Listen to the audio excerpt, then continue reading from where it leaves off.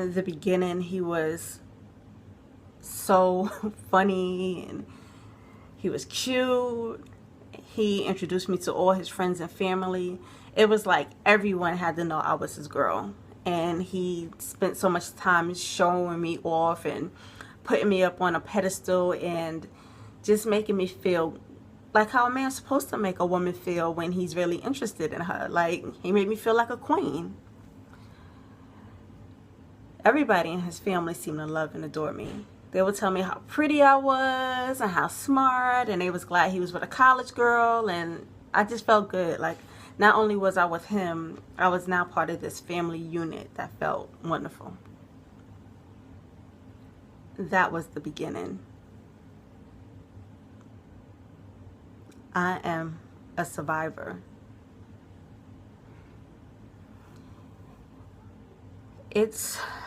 Man,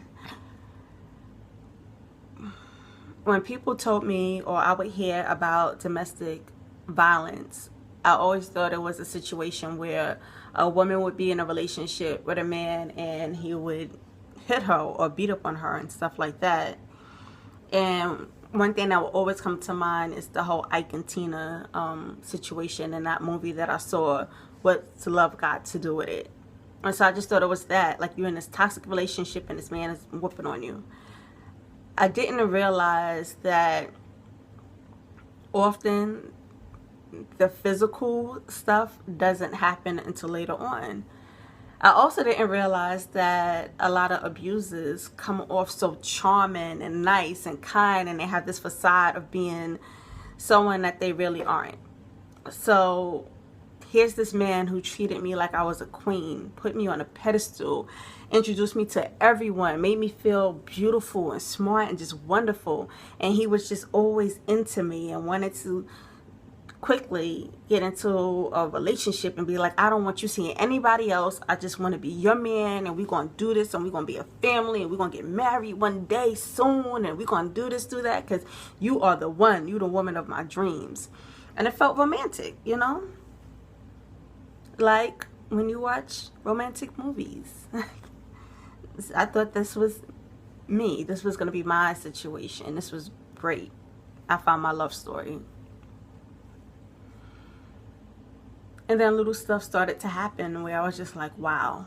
Like, he was going through an extreme loss with somebody close to him, somebody that was also close to me had passed away. And so I know he was in grief. He was in mourning. And he would drink a lot. I mean, drink badly too. And he wasn't a violent drunk or anything, but for me it was scary because I didn't grow up in a household where drugs or alcohol was something that I had to worry about. So with him drinking, it was like, you know, I want to be in this relationship with this man, but the alcohol, it wasn't something I wanted to deal with. But I kept telling myself, he's going through a situation. Once he's fine, I won't have to deal with this again. So when he would be jealous or be rude or be a certain kind of way, oftentimes it was after he was drinking. So I just associated that with, he's a great guy and he's romantic and he's funny and he's this and he's that, but he drinks. And when he does, I'm dealing with ugliness. I can get over that. We can work. We can fix that. So it started with him saying, like, what are you wearing? And where are you going? And why are you doing that? Questioning everything that I did. I went from being this smart college girl that knew everything to, it seemed like one day everything just changed and I couldn't do anything right. And he was just hypercritical, and it was always like, well, why are you doing this? Or why are you doing it this way? Or let me help you, let me teach you, let me show you, because you need to learn this. So it started off very innocent.